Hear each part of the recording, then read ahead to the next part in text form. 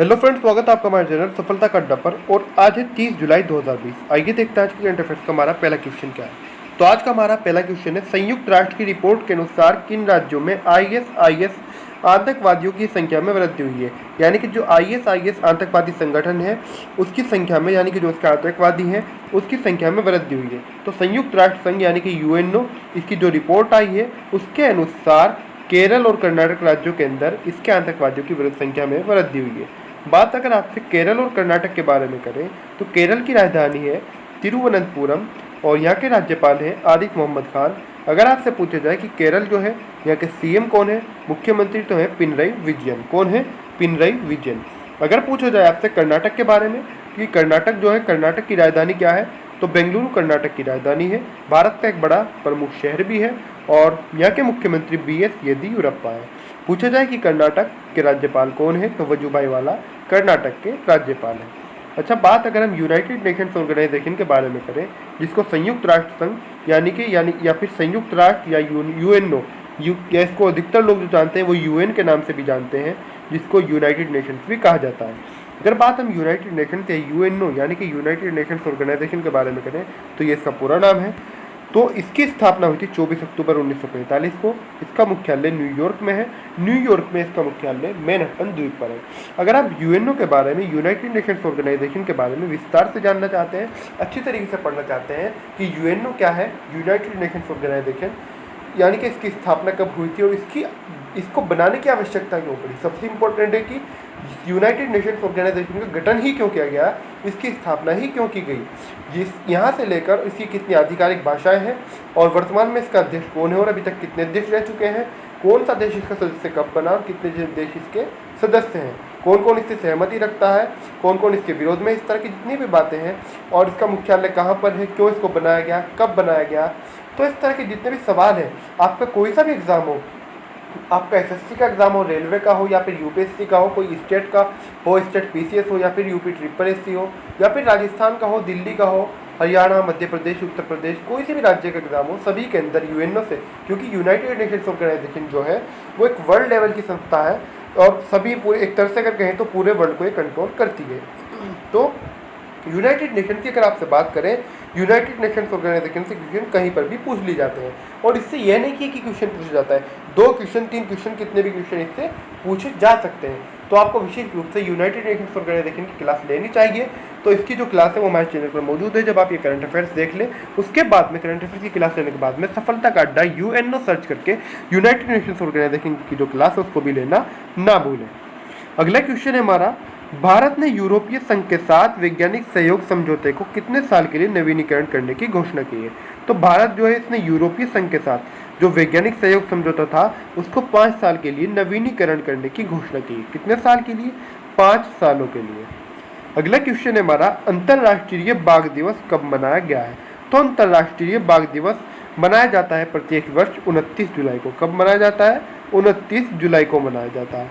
अच्छा, अंतर्राष्ट्रीय बाघ दिवस तो 29 जुलाई को मनाया जाता है। अभी आपको बता दूं कि वर्ल्ड रिकॉर्ड के अंदर, यानी कि गिनीज जो वर्ल्ड रिकॉर्ड होता है उसके अंदर भारत ने अपनी जगह बनाई है, क्योंकि भारत के अंदर 70 से 75% तक जो बाघ है वो पूरी दुनिया के जो 70 से 75% तक जो बाघ है वो भारत के अंदर ही है। ये बात आपको याद रखना है। यानी कि भारत उस लक्ष्य तक पहुंच चुका है जो भारत ने लक्ष्य बनाया था अपने जिस वर्ष का, उससे भी पहले भारत ने इसके अंदर एक तरह से कहें तो अपनी जीत हासिल की है, अपने लक्ष्य को प्राप्त कर लिया है। इसीलिए भारत का जो नाम है वो गिनीज वर्ल्ड रिकॉर्ड के अंदर दर्ज किया गया है बाघों के संरक्षण के लिए, यानी कि बाघों की जो प्रजाति है वो दिन प्रतिदिन विलुप्त होती जा रही है, उसको बचाने के लिए। तो ये बहुत ज़्यादा इंपॉर्टेंट है और आपको पता है कि आजकल हर टॉपिक से क्वेश्चन पूछे जाते हैं, तो इसीलिए हर स्टूडेंट के लिए हर टॉपिक को पढ़ना बहुत ज़्यादा ज़रूरी है।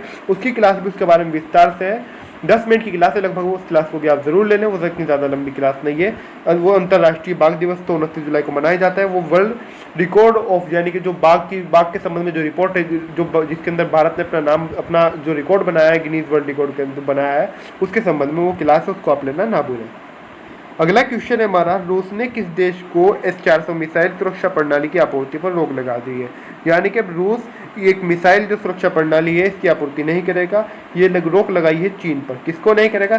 चीन को रूस इसकी आपूर्ति नहीं करेगा, जिस पर रूस ने रोक लगा दी है चीन के लिए।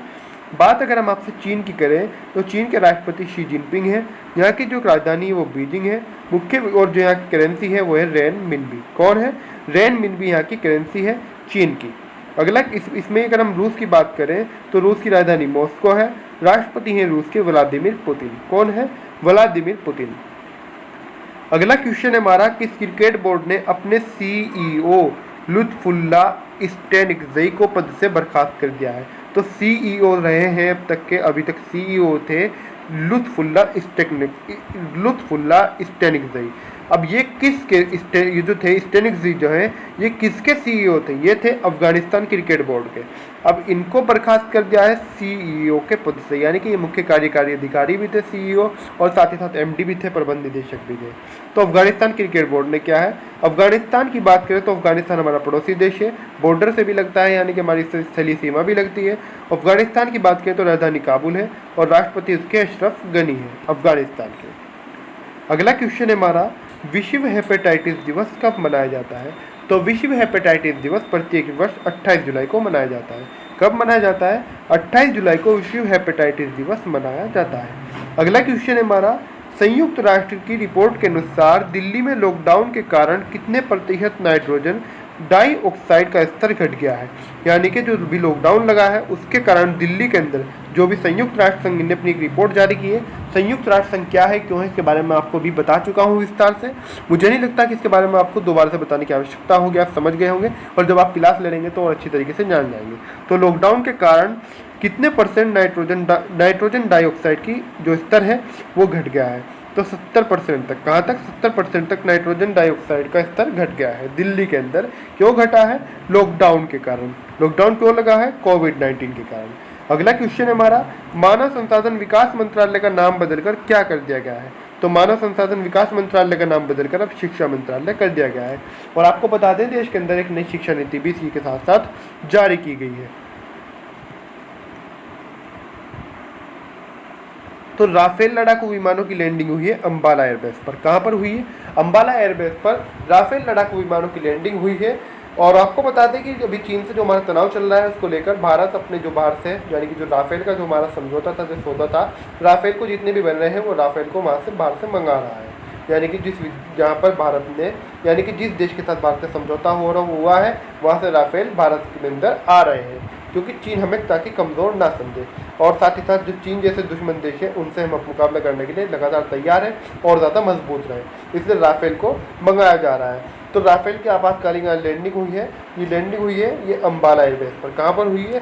अंबाला एयरबेस पर हुई है। अंबाला की बात करें तो अंबाला हरियाणा राज्य के अंदर है। हरियाणा की राजधानी चंडीगढ़ है और हरियाणा के मुख्यमंत्री हैं मनोहर लाल खट्टर। कौन है? मनोहर लाल खट्टर।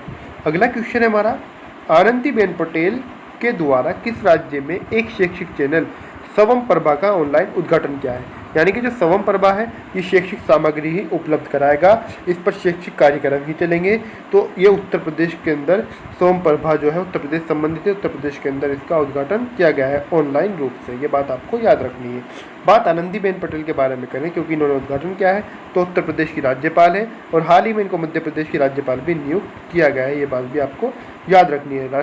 और एक और क्वेश्चन यहाँ से आपको बता दूं मैं, अगर पूछा जाए कि राज्यपाल को कौन नियुक्त करता है तो राज्यपाल को राष्ट्रपति के द्वारा नियुक्ति दी जाती है। राज्यपाल को राष्ट्रपति नियुक्त करता है, तो इनको राष्ट्रपति रामनाथ कोविंद ने ही मध्य प्रदेश की राज्यपाल नियुक्त किया है। आपको बता दें कि मध्य प्रदेश के राज्यपाल जो थे लालजी टंडन, हाल ही में उनका निधन हो गया था और जब निधन होने से पूर्व उनकी तबीयत खराब चल रही थी, स्वास्थ्य उनका खराब था, वो अस्पताल के अंदर भर्ती थे। तो आनंदीबेन पटेल ही मध्य प्रदेश का कार्यभार देख रही थी, मध्य प्रदेश के अंदर क्या चल रहा है क्या नहीं चल रहा है। मध्य प्रदेश का अतिरिक्त प्रभार इनको मिला हुआ था और अब इनको एक तरह से पूरी तरीके से मध्य प्रदेश का कार्यभार भी सौंप दिया गया है। आपको बता दें कि एक व्यक्ति यानी कि एक राज्यपाल दो राज्यों का राज्यपाल भी रह सकता है, तो इनको राष्ट्रपति रामनाथ कोविंद ने मध्य प्रदेश का राज्यपाल भी नियुक्त कर दिया है। वर्तमान समय में उत्तर प्रदेश की राज्यपाल है, बात आपको याद रखनी है। उत्तर प्रदेश के मुख्यमंत्री योगी आदित्यनाथ हैं। यहाँ पर बीजेपी की यानी कि भारतीय जनता पार्टी की सरकार है, ये बात भी आपको याद रखनी है। अच्छा, उत्तर प्रदेश की राजधानी के बारे में हमने अभी तक आपसे बात नहीं की है। उत्तर प्रदेश की राजधानी लखनऊ है। लखनऊ के बारे में बात करें तो लखनऊ से 2 क्वेश्चन परीक्षाओं के अंदर पूछे जाते हैं कि नवाबों का शहर किसे कहा जाता है। तो आपको याद रखना है कि नवाबों का शहर कहा जाता है लखनऊ को। किसको कहा जाता है? लखनऊ को नवाबों का शहर कहा जाता है। दूसरा क्वेश्चन लखनऊ से पूछा जाता है कि लखनऊ कौन सी नदी के किनारे स्थित है, तो आपको बताना है लखनऊ जो है वो गोमती नदी के किनारे स्थित है। कौन सी नदी के किनारे स्थित है? गोमती नदी के किनारे लखनऊ स्थित है।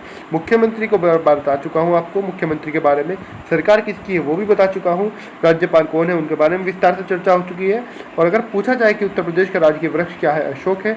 उत्तर प्रदेश से चीज़ें आप पूछ ली जाती है जो मैं आपको बताने जा रहा हूँ। अन्य राज्यों के अंदर भी पूछ ली जाती है उत्तर प्रदेश की ये चीज़ें। राजकीय पुष्प है उत्तर प्रदेश का पलाश। राजकीय पक्षी की बात करें तो सारस या क्रौंच यहाँ का राजकीय पक्षी है और बारहसिंगा यहाँ का राजकीय पशु है। अगर बात करें उत्तर प्रदेश के अंदर जनपदों की संख्या कितनी है, ये भले ही अन्य राज्यों के अंदर ना पूछा जाए, अगर उत्तर प्रदेश से हैं और अन्य राज्य से भी हैं तो भी आपकी नॉलेज में होना चाहिए। बड़ा राज्य है तो यहाँ पर 75 जनपद है। हाँ, ये अन्य राज्यों के अंदर क्वेश्चन इससे पूछा जा सकता है कि उत्तर प्रदेश के अंदर लोकसभा सीटें कितनी है। लोकसभा सीटें उत्तर प्रदेश के अंदर 80 है और सर्वाधिक लोकसभा सीटों वाला यानी कि सबसे अधिक वो उत्तर प्रदेश राज्य है भारत के अंदर। अगर कहा जाए कि भारत के अंदर लोकसभा सीट कहाँ पर है सबसे ज़्यादा, उसके अंदर पहला स्थान है उत्तर प्रदेश का, क्योंकि सबसे ज़्यादा लोकसभा सीट 80 तो भारत उत्तर प्रदेश के अंदर ही है। अब आज की जो हमारी करंट अफेयर्स है वहीं पे समाप्त होती है। आपको वीडियो कैसा लगा प्लीज़ कमेंट करके ज़रूर बताएं और वीडियो अच्छा लगा तो लाइक और शेयर करना बिल्कुल भी ना भूलें। अभी तक आपने हमारा चैनल सफलता का अड्डा सब्सक्राइब नहीं किया तो प्लीज़ ज़रूर सब्सक्राइब कर दें। सब्सक्राइब करते समय एक बात का विशेष रूप से ध्यान रखें, जब आप सब्सक्राइब कर रहे हो